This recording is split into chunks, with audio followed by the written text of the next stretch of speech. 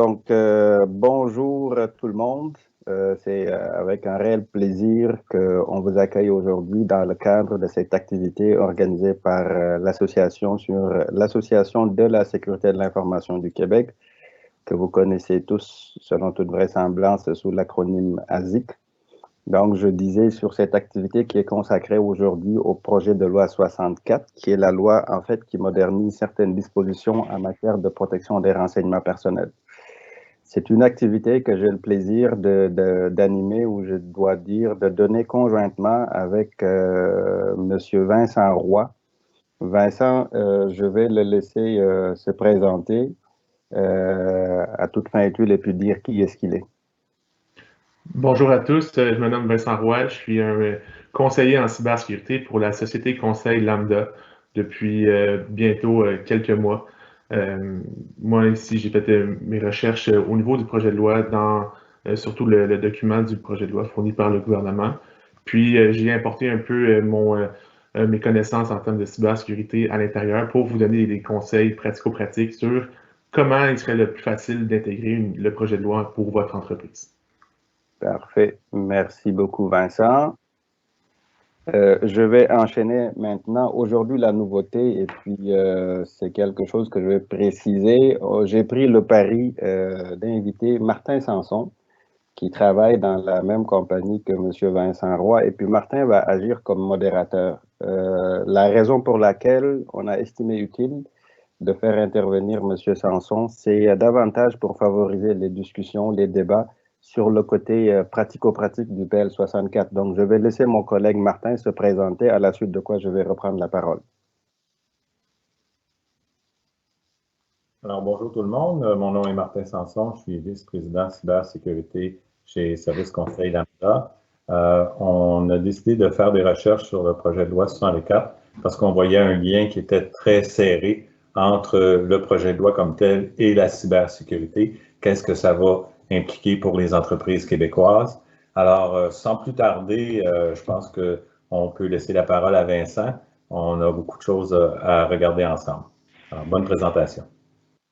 Parfait. Alors, avant de céder la parole à Vincent, je vais me permettre juste de me présenter, même si je pense que je connais la plupart d'entre vous, que j'ai le plaisir, selon toute vraisemblance, d'avoir côtoyé soit à l'intérieur de l'ASIC ou à l'intérieur, dans le cadre de mandats, au sein de différents organismes. Donc, je m'appelle Ella Juniang, je suis conseiller en cybersécurité, mais également président en exercice de l'ASIC. Je suis également, à mes heures perdues, avocat en pratique.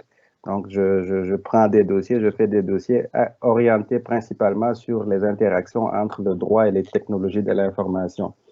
Avant de rentrer dans le vif du sujet, je ne vois pas les noms des participants, mais à tout événement, je voudrais prendre le temps de saluer un ancien collègue que j'ai vu qui s'est inscrit, M. Julien Turcot. Alors, Julien, si tu m'entends, je voudrais te saluer, mais aussi souligner la contribution que tu as faite à l'ASIC à titre de vice-président. Et ma foi, j'espère qu'on aura l'occasion de se voir dans pas longtemps. Et puis aussi, je me permettrai de saluer, s'il est parmi nous, M. Éric Parent, qui est un conseiller en cybersécurité reconnu au niveau de l'industrie. Donc, salut, bonjour Éric, c'est un plaisir de te compter parmi nous.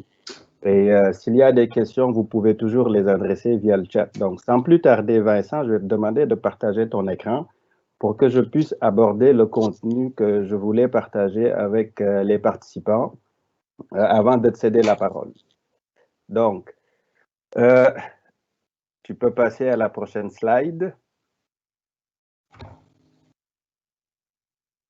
Ça ne marche plus. Parfait. Alors, merci beaucoup, Vincent. Donc, pour rentrer dans le vif du sujet, juste commencer par attirer votre attention à l'effet que le contenu des propos que nous allons développer ici n'engage que leurs auteurs. Donc, cette conférence n'est pas en soi un avis juridique qui serait susceptible de traduire une quelconque interprétation de nature juridique. Cela traduit plutôt au meilleur de nos connaissances la compréhension que nous avons de certaines orientations qui sont contenues dans le projet de loi. Ce qu'il faudrait aussi comprendre, c'est que présentement, le projet de loi n'est pas encore entré en vigueur. Pour que ce soit le cas, il faut que ce soit sanctionné, ce qui n'est pas encore le cas au meilleur de mes connaissances. Et conséquemment, il faudrait aussi avoir à l'esprit que la vérité d'aujourd'hui, donc les dispositions sur lesquelles nous nous sommes fondés pour faire cette présentation-là, pourraient faire l'objet de modifications subséquentes quand les études détaillées seront entamées en chambre. Donc, c'est une petite précaution que nous avons voulu prendre pour attirer votre attention sur cet élément-là, de sorte que Vincent, tu peux passer à la prochaine slide.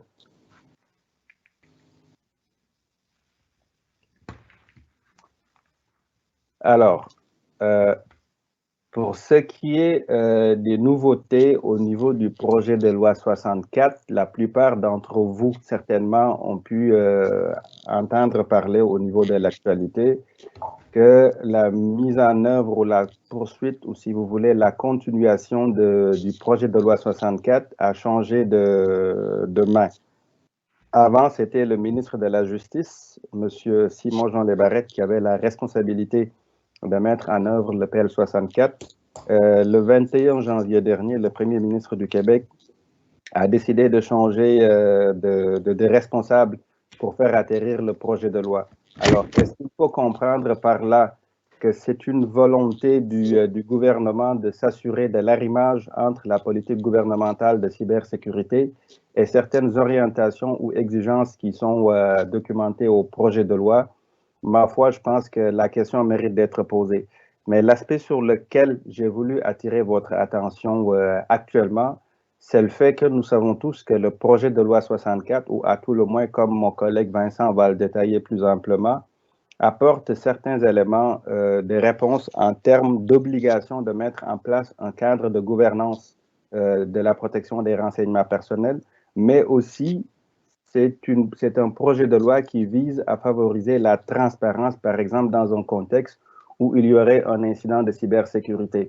Donc, la question que je me suis posée à ce stade-ci, c'est est-ce qu'il y a une volonté du gouvernement du Québec d'attacher les morceaux entre la politique de cybersécurité qui parle de la nécessité de mettre en place une gouvernance cohérente et concertée au niveau de la sécurité de l'information avec le projet de loi 64 en mettant justement tout ceci entre les mains du ministre qui est responsable de la transformation numérique. Au moment où je vous parle, je pense que nous n'avons pas ces éléments de réponse-là. L'avenir, certainement, va nous édifier là-dessus. Mais à tout événement, c'est un aspect sur lequel j'ai voulu attirer l'attention des participants. Et personnellement, c'est quelque chose que je vois d'un bon œil parce qu'on ne se le cachera pas. La sécurité de l'information et la protection des renseignements personnels sont des alliés naturels, de sorte que l'un ne peut pas aller sans l'autre. Et à partir du moment où le gouvernement prend la décision de confier la sécurité ainsi que la protection des renseignements personnels au ministre qui est responsable de la transformation numérique, personnellement, je vois une bonne chose. Donc, Vincent, on peut passer à la prochaine slide, s'il te plaît. Alors, l'autre aspect que j'ai voulu aussi soulever avec vous, c'est la question de la cohabitation du projet de loi 64 avec le règlement général sur la protection des données de l'Union européenne. Comme vous le savez tous, il existe des possibilités où des organisations canadiennes ou des organisations québécoises peuvent être tenues de respecter les exigences qui sont documentées au RGPD. Alors, rappelons-le succinctement.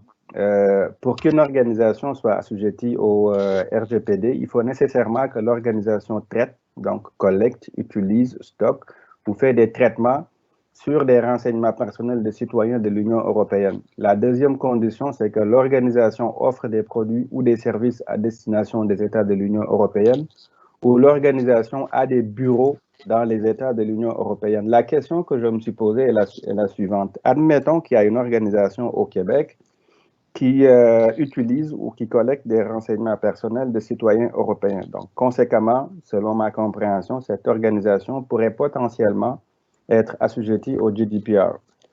Quand le projet de loi 64 va entrer en vigueur et va avoir force de loi, comment les organisations devront dealer entre la cohabitation de ces deux environnements normatifs? Sans nécessairement vous dire que j'ai des éléments de réponse, c'est une question que je soulève, que je continue d'analyser.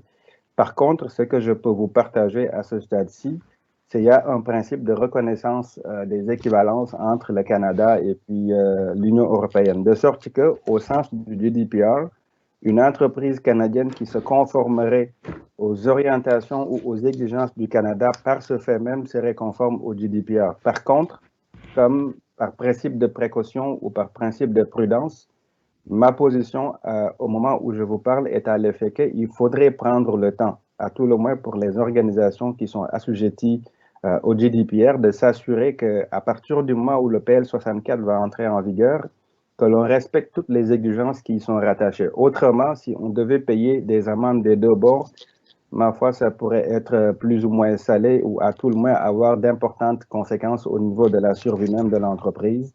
Parce que comme on le verra plus loin, le PL 64 apporte des sanctions de calibre mondial ou d'une autre dimension, si vous me permettez l'expression. Vincent, on peut passer à la prochaine slide, s'il te plaît. Alors, je terminerai ma courte intervention pour, à tout le moins, faire un rapide survol, ou si vous voulez, si vous me permettez l'expression, de présenter succinctement l'esprit du projet de loi 64.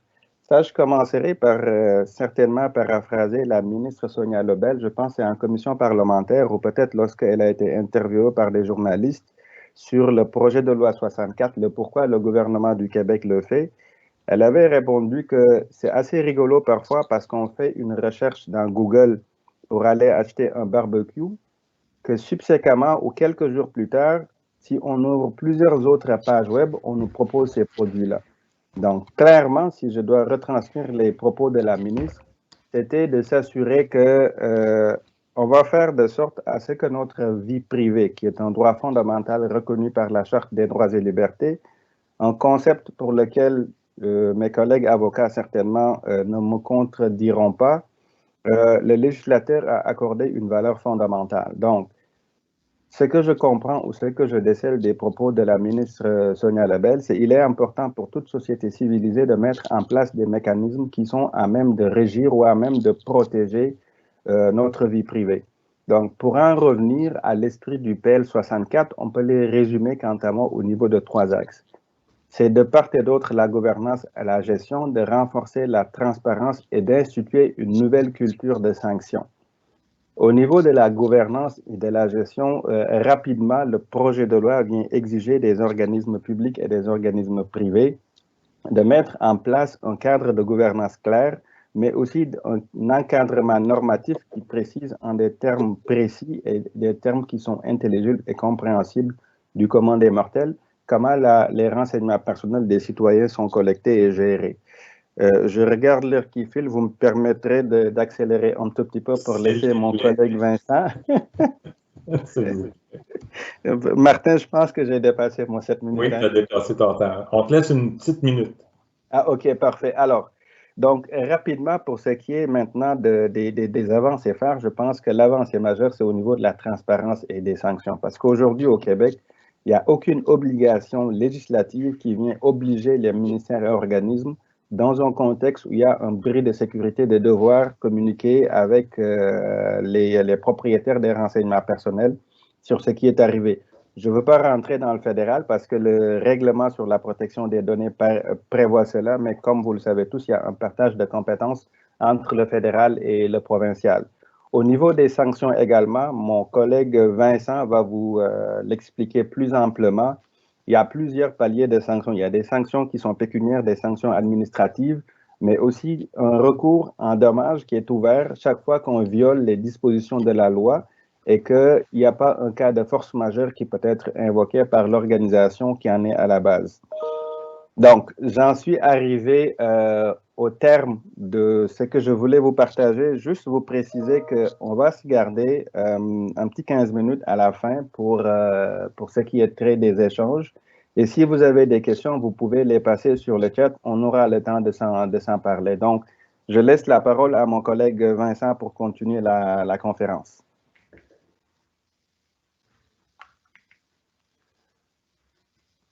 Alors, bonjour à tous. Merci, Maître Niang, pour les précisions sur le RGPD. En fait, moi, je vais vous faire un sommaire de ce qu'on va voir ensemble au niveau du projet de loi 64. Donc, dont on a déjà vu l'influence du RGPD qui a inspiré le projet de loi 64. On va commencer au niveau du projet de loi avec quelles lois ont été modifiées principalement.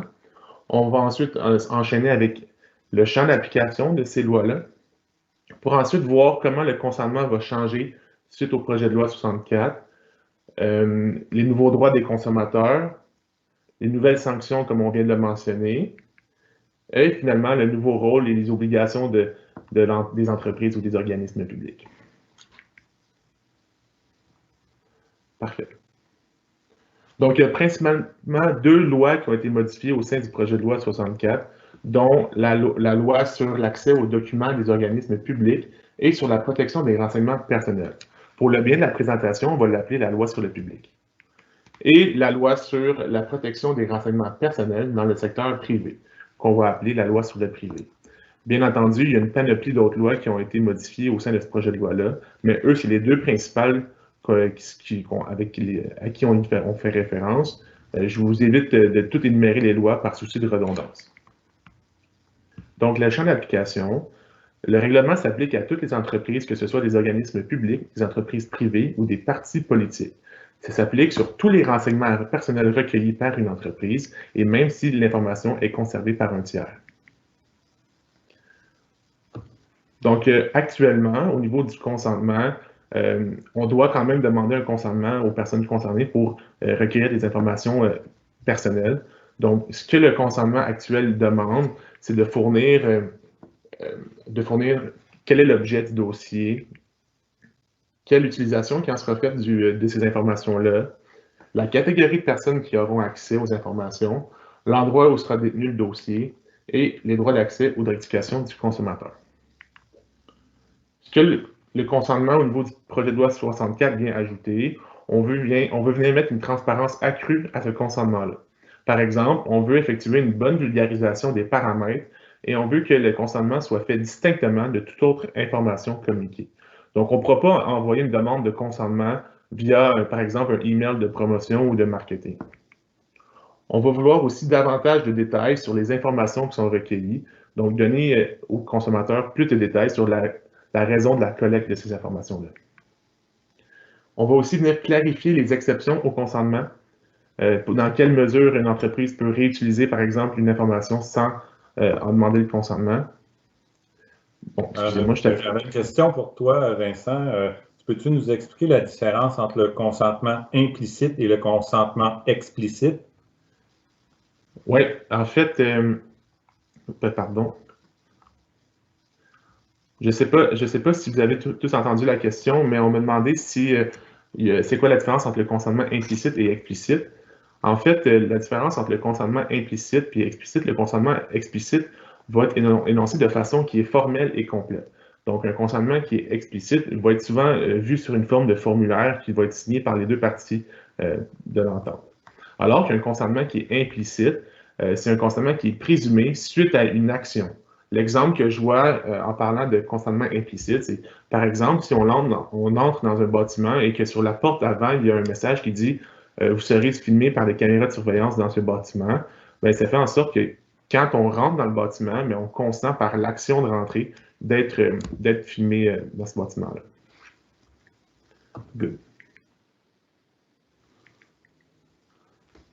En fait, les informations, en fait, pour faire un petit wrap-up, pardonnez-moi le terme, de tout ce qu'une entreprise doit communiquer pour avoir un consentement qui est valide, c'est principalement pourquoi les renseignements sont recueillis, comment ils sont recueillis, ces renseignements-là, les droits d'accès et de rectification de la personne concernée, les droits de retirer son consentement, le nom du tiers pour qui la collecte est faite, si jamais la collecte est faite pour quelqu'un d'autre, et encore une fois, le cas échéant de la possibilité que les renseignements soient communiqués à l'extérieur du Québec.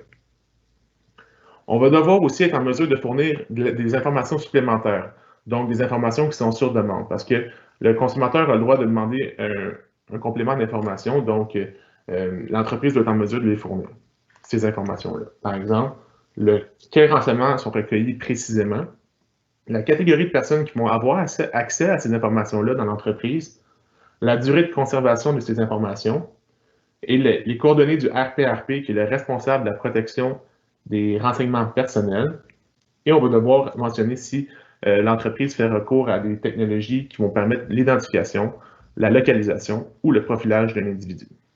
On va aussi devoir...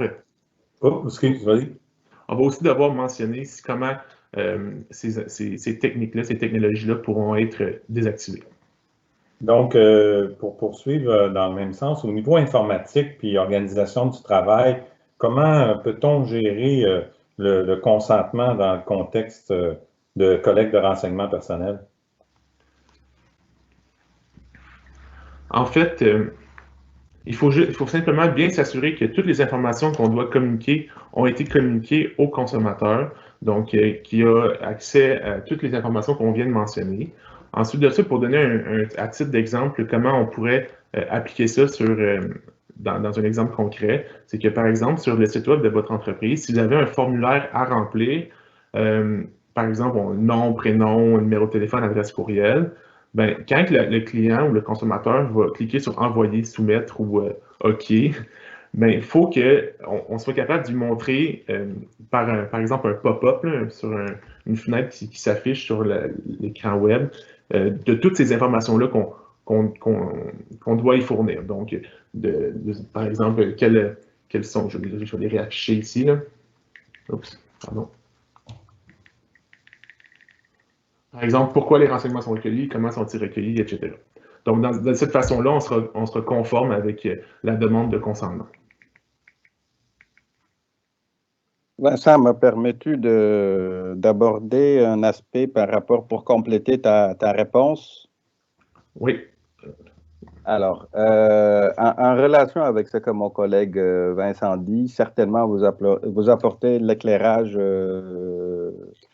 ou l'œil de l'avocat que je suis. C'est en civil ou quasiment en matière juridique, il est important chaque fois qu'on veut prouver qu'on s'est déchargé de son obligation d'être en mesure de le prouver. Donc, si vous avez mis en place des mécanismes comme par exemple un pop-up ou un écran pour informer l'utilisateur sur la nécessité de la collecte, sur le pourquoi vous le faites, où est-ce que les informations sont conservées, sont collectées et autres, il est important de vous assurer de garder en preuve l'élément qui pourrait éventuellement vous permettre d'en rapporter la preuve si jamais vous êtes interpellé là-dessus. Donc, c'était pour apporter une précision par rapport à la réponse que mon collègue disait, bien important pour vous, pour l'organisation, de s'assurer que vous conservez en preuve, encore une fois de plus, un élément qui vient démontrer ou à tout le moins asseoir la conformité de l'organisation au niveau de la collecte et aussi au fait que le consentement a été donné par l'utilisateur. Je te recède la parole, Vincent. Bien, merci beaucoup. Bien, merci pour les clarifications. Donc, si on continue, le projet de loi aussi ajoute une modalité que les entreprises n'auront plus nécessairement le droit de demander un consentement de la part d'un mineur de moins de 14 ans. En fait, le consentement devra être donné par l'autorité parentale de ce mineur. Et si ce mineur-là a entre 14 et 18 ans, bien, le consentement doit être donné soit par l'autorité parentale, soit par le mineur. Donc, on va voir ici quelques exceptions. Lorsqu'on recueille un renseignement personnel, comment une entreprise peut le réutiliser sans en redemander le consentement de la personne concernée. On a d'abord l'utilisation à des fins compatibles avec la raison de sa collecte. Donc, si une entreprise X, collecte un renseignement personnel pour une raison X, en fait, puis là, elle veut le réutiliser pour la même raison, ou presque une raison qui est très, très, très semblable, elle pourrait le faire. Mais le législateur, il vient ici proscrire tout ce qui est prospection commerciale ou philanthropique, des raisons qui sont compatibles avec la raison de la collecte. On peut aussi réutiliser un renseignement personnel lorsque l'utilisation est au bénéfice de la personne, manifestement au bénéfice de la personne, ou si c'est une utilisation qui est dépersonnalisée à des fins d'études, de recherche ou de statistiques. Pour ce qui est des nouveaux droits des consommateurs, il y en a 3 principaux. Donc, le droit lié à la technologie, j'en ai parlé un peu plus tôt lors de la conformité du consentement, c'est que les droits liés à la technologie, c'est que les entreprises doivent aviser les utilisateurs s'ils utilisent des outils qui permettent d'identifier, de localiser ou d'effectuer le profilage d'un individu. Une entreprise doit aussi lui aviser dans le consentement comment elle peut, la personne, désactiver toutes ces fonctions-là par elle-même. Pour ce qui est du droit à la portabilité, le droit à la portabilité, lui, ce que ça veut dire, c'est que l'entreprise doit être capable de fournir une liste d'informations aux consommateurs de tous les renseignements qu'ils ont recueillis à son sujet. Donc, c'est comme sur un fichier qui est technologique, qui est fréquemment utilisé. Moi, la façon que j'interprète cette phrase-là, c'est que, par exemple, un fichier Excel, un fichier PDF, on doit être capable de voir toutes les informations qu'on a fournies à une entreprise. De plus, le consommateur il a le droit de demander à l'entreprise A de transférer tout ce fichier-là vers l'entreprise B. En fait, ça facilite en fait les transferts entre entreprises. Par exemple, je veux changer de fournisseur bancaire, mais ça facilite un peu le processus pour le consommateur. Et ensuite, on a le droit à l'oubli. Le droit à l'oubli, qu'est-ce que c'est? C'est que ça permet à une personne, un utilisateur, de pouvoir demander à cesser de publier des informations personnelles ou de désindexer un épargnant qui donne accès à ces informations-là. Lorsque la diffusion de ce renseignement contrevient à la loi ou lorsque la diffusion du renseignement cause un préjudice grave. Des exemples de préjudice grave, j'en ai plusieurs. J'ai le fait que la personne concernée soit une personnalité publique, le fait que la personne concernée soit mineure, que le renseignement soit à jour exact, la sensibilité du renseignement, le contexte, le délai et je passe vite.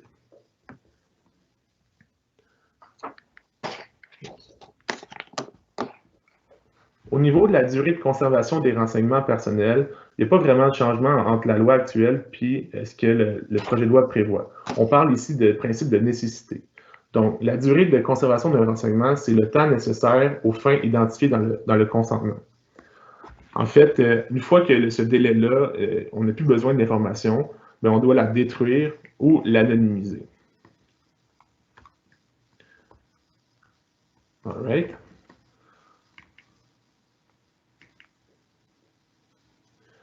Donc, la communication des renseignements personnels à l'extérieur du Québec, comment ça fonctionne? C'est qu'on va devoir procéder à une évaluation des facteurs relatifs à la vie privée. Évaluation de facteurs relatifs à la vie privée, je vais l'appeler EFVP pour le reste de la présentation par souci de ne pas trop me mélanger dans ma diction. Le but de cette évaluation-là, de ce EFVP-là, c'est de démontrer une protection équivalente entre les règlements du Québec et ceux de l'État de destination. Donc, cette évaluation-là doit démontrer la protection qui est pareille d'un État A ou à l'État où est-ce qu'on veut transiger nos données. Pour le faire, pour que cette évaluation-là soit valide, on doit y retrouver à l'intérieur, par exemple, la sensibilité du renseignement, la finalité de l'utilisation et les mesures de protection qui seront utilisées pour protéger ces renseignements-là. Il faut aussi avoir une comparaison entre le régime juridique de destination et celui du Québec. OK, maintenant, j'ai une question pour toi. De quoi est composée une évaluation de facteurs relatifs à la vie privée? En fait, l'évaluation de l'EFVP est composée de plusieurs choses. En fait, le but de ce processus-là, c'est de fournir un plan de mitigation des risques, de fournir un outil qui est pré-projet. Donc, tous les projets ou les changements majeurs au sein d'une organisation qui impliquent le système d'information ou une prestation électronique de service qui comprend soit la collecte, l'utilisation, la communication, la conservation ou la destruction de renseignements personnels. Donc, ça va vous permettre d'identifier quels sont les risques pour ensuite les réduire ou même les éliminer. Ça va pouvoir aussi nous servir d'outil pour montrer à nos partenaires ou à nos parties prenantes de notre entreprise quelles sont nos mesures afin de protéger les renseignements personnels du service qu'on vient ajouter.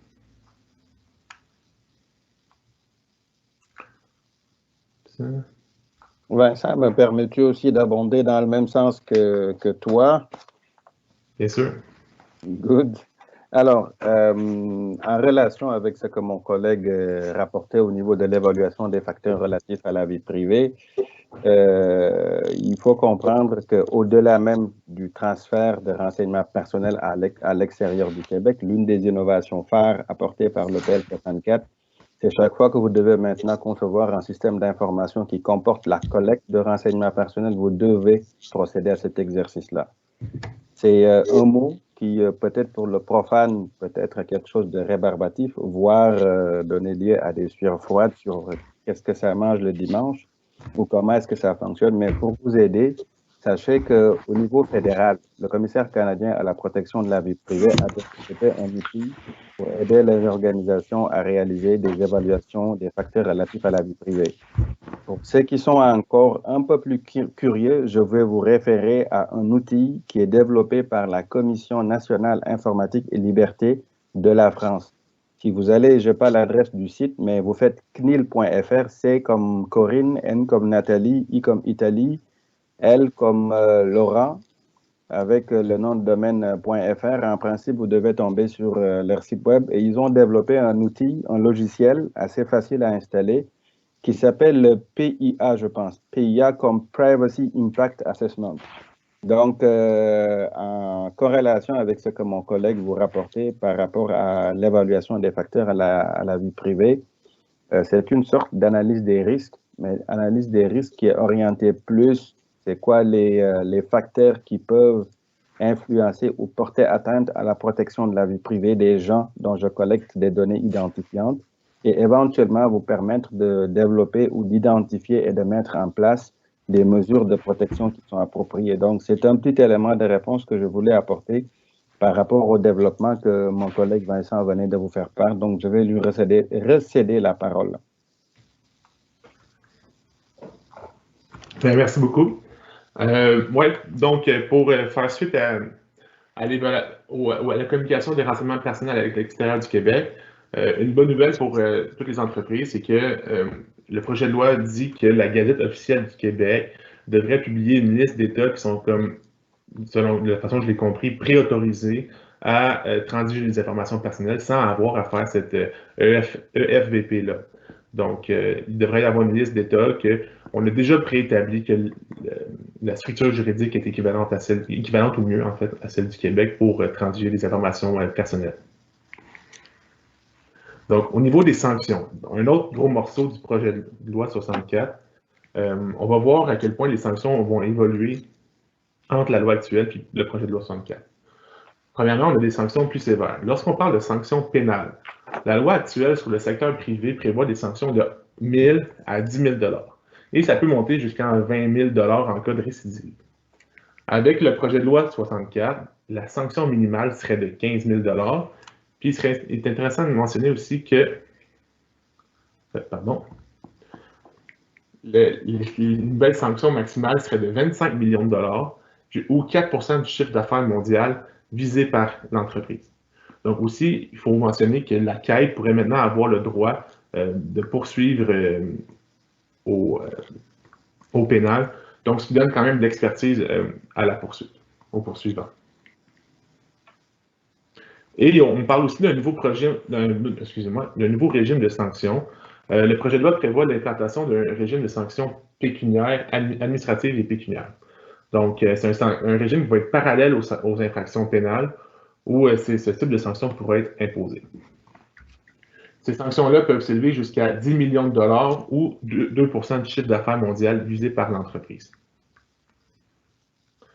La façon que ça fonctionnerait, c'est que une personne au sein de la CAI qui serait attitrée à déterminer s'il y a une opportunité ou non de distribuer une sanction en se basant sur différents critères qui sont prévus à la loi. Ces critères seront publiés ultérieurement, possiblement par la CAI. Ces sanctions peuvent aussi être révisées par un membre de la CAI ou affecté ou par la Cour du Québec. C'est sûr que ce type de régime-là va donner une flexibilité accrue aux régulateurs parce que, entre autres, ça va nous permettre de donner des sanctions sans nécessairement avoir de procès devant un tribunal judiciaire et sans le fardeau de la preuve de la Cour. Finalement, on en a parlé un peu plus tôt, des dommages-intérêts. Il va y avoir une définition d'un montant minimal en cas d'atteinte intentionnelle ou de faute lourde sur une personne. Donc, les personnes qui seront atteintes de ce type de faute pourront minimalement demander 1 000 $ par personne victime de la faute. Donc, on s'entend que c'est rare qu'une fuite d'informations personnelles concerne juste une personne. Donc, ça peut s'avérer encore une fois des gros montants, puisque si, mettons, 100 victimes, c'est 100 000 $ minimalement que le montant pourrait représenter. Vincent, tu peux-tu expliquer un petit peu aussi pourquoi ces sanctions-là sont appliquées? En fait, ces sanctions-là sont appliquées afin de venir crédibiliser la régulation, de venir mettre du poids sur les règlements. Ça veut dire que la façon dont je le comprends, le gouvernement veut vraiment que les entreprises se soumettent au règlement, donc ne mettent pas des montants négligeables en termes de sanctions. Ça veut dire que les entreprises de tout genre devront s'y conformer puisque on vient vraiment mettre du poids au niveau de la régulation, puis ça vient vraiment montrer l'engouement, de ce que j'en comprends évidemment, l'engouement du gouvernement par rapport à la protection des données personnelles. Donc, j'étais rendu à la nomination d'un RPRP, qui est le responsable de la protection des renseignements personnels.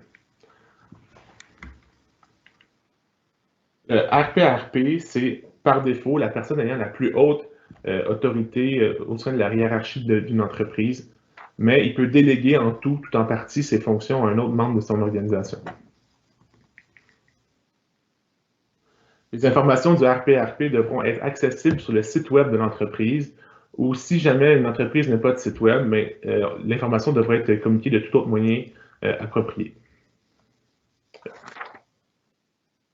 Les exemples que pourrait remplir le RPRP au sein d'une organisation, ce serait d'implanter des politiques qui encadrent la gouvernance et la protection des renseignements personnels, d'encadrer la conservation et la destruction des renseignements, d'évaluer les facteurs relatifs à la vie privée, les fameux EFVP, de notifier les incidents de sécurité dans certaines circonstances et de tenir un registre des incidents.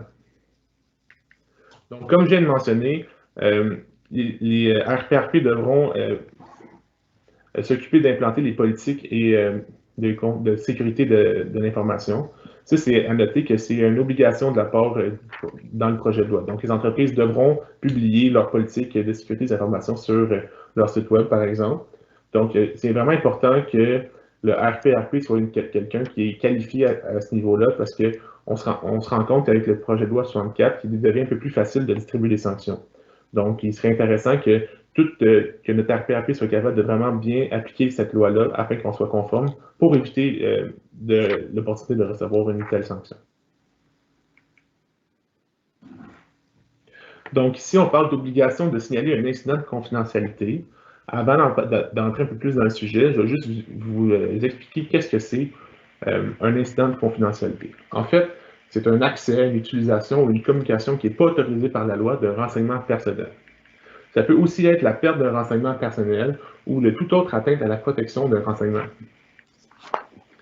Puis ça, concrètement, ça prend différentes formes. On peut parler, par exemple, d'une intrusion dans le système informatique, d'une attaque par rançon logiciel, d'une perte, par exemple, par un virus ou une faille, ou l'extraction de données qui n'est pas autorisée.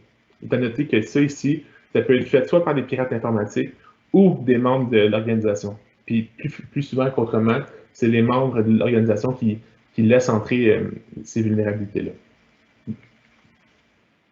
Donc, on revient à l'obligation de signalement. Le projet de loi propose d'obliger les entreprises à aviser les personnes concernées s'il y a un incident de confidentialité. Donc, cet incident doit présenter le risque qu'un préjudice sérieux soit causé. Donc, le projet de loi il va venir fournir également des balises, pardonnez-moi, qui permettent d'évaluer la gravité du préjudice. On parle par exemple de sensibilité du renseignement, de conséquences appréhendées de l'utilisation et de probabilité qu'il soit utilisé à des fins préjudiciables. Donc, on signale, mais à qui? Donc, on doit signaler avec diligence à la CAI, aux personnes concernées et aux organismes susceptibles de diminuer le risque. Donc, tout ça mène au fait que le projet de loi aussi introduit l'obligation pour une entreprise de tenir un registre des incidents de confidentialité, un registre qui devrait être transmis à la CAI à sa demande.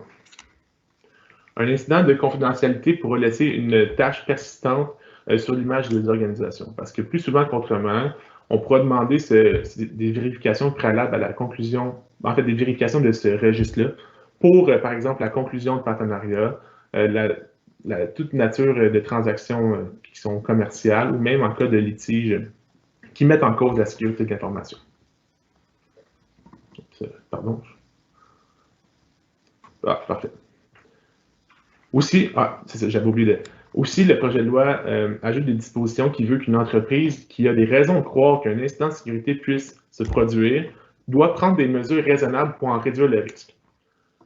Comment on peut réduire le risque? On peut faire, par exemple, une enquête des systèmes informatiques qui sont touchés, une modification de mot de passe ou une amélioration des protocoles de sécurité. Donc, en conclusion, l'entreprise pour laquelle je travaille et moi avons déterminé une démarche qui pourrait aider les entreprises à se conformer à ce projet de loi-là. C'est une démarche simple qui commence par la catégorisation des actifs. Le fait de catégoriser les actifs permet justement à comprendre où est-ce qu'ils sont nos renseignements les plus sensibles et où apporter notre protection, nos mesures de protection les plus fortes par rapport à des boîtes qu'on pourrait créer de renseignements. Donc, si je sais que je l'imagine avec des boîtes, mais dans cette boîte-là, il y a beaucoup de renseignements sensibles, bien, je vais protéger au maximum cette boîte-là, alors que si dans une autre boîte, par exemple, il y a des renseignements qui sont très négligeables, bien, on va appliquer moins de protection à ce niveau-là. Ensuite, on propose de faire un inventaire des actifs informationnels de l'entreprise parce qu'on sait que le projet de loi veut qu'aussitôt qu'on n'a plus besoin d'une information, on la supprime ou on l'anonymise. Donc, pour ne pas être pris avec des données qui ne sont pas nécessaires à notre fonctionnement d'entreprise, on en fait l'inventaire puis on détermine si l'information est utilisable ou non. Donc, sinon, on la détruit ou on l'anonymise afin de ne pas se faire prendre la main dans le sac avec des renseignements qu'on ne devrait pas avoir. Ensuite de ça, on proposerait une posture de sécurité. Une posture de sécurité qui permettrait justement aux entreprises de voir où est-ce qu'ils sont les vulnérabilités d'un point de vue de leur système informatique. C'est un test de pénétration, par exemple, qui va venir identifier quelles sont les vulnérabilités pour l'entreprise où est-ce qu'on pourrait se faire attaquer. Les politiques de sécurité de l'information, évidemment, c'est une obligation au sein du projet de loi. C'est clair qu'on est obligé d'en faire, mais de prendre le temps de les faire puis de les réviser pour voir s'ils sont toujours adéquats, ce serait une option qui aiderait justement le bon fonctionnement de l'entreprise par rapport au projet de loi 64. Parce que, oui, c'est beau d'avoir ces politiques-là, mais il faut que les employés comprennent, soient sensibles à la cause de la sécurité informatique. Donc, les mettre au courant des enjeux, premièrement législatifs avec le projet de loi 64 et des enjeux aussi pour les entreprises. Parce qu'une entreprise qui se fait prendre pour un rançon-logiciel, par exemple, bien, ça peut engendrer beaucoup de coûts, puis même ça peut faire très mal au fonctionnement de l'entreprise. Donc, que les employés, tous les membres de l'organisation soient sensibles à la cause, aiderait justement à implanter plus facilement ces politiques-là. Et ensuite, une formation qui continue. Donc, oui, maintenant, nos employés seraient sensibles, ils seraient conscients des enjeux, mais comment ils pourraient détecter, par exemple, un courriel qui est louche, un lien sur lequel on ne devrait pas cliquer. Donc, un programme de formation qui va justement les aider à outiller nos employés, notre organisation, à identifier les menaces. Et finalement, valider si tout le monde a bien compris la leçon. Donc, on pourrait envoyer des courriels qui sont, on va dire, qui sont louches, mais on pourrait identifier qui a bien compris, qui n'a pas bien compris la leçon, afin de valider si tout le monde a bien compris quel est l'enjeu ici au niveau de la protection des données personnelles. Donc, c'est ce qui mettrait fin à ma présentation, à notre présentation, en fait. Nous sommes maintenant ouverts pour répondre aux questions. J'avais une question pour toi, Vincent, avant qu'on regarde les questions du public. Le législateur, est-ce que tu as une idée lorsque les entreprises collectent des renseignements, c'est quoi le niveau de sécurité qui est attendu par le législateur? En fait, quand on parle d'une entreprise qui récolte des données personnelles, le législateur s'attend à ce que les données soient protégées par les meilleures protections possibles. Et ça, par défaut, sans même que la personne n'ait à intervenir. Donc, c'est la protection par défaut. On peut aussi le voir à l'article 25 du RGPD.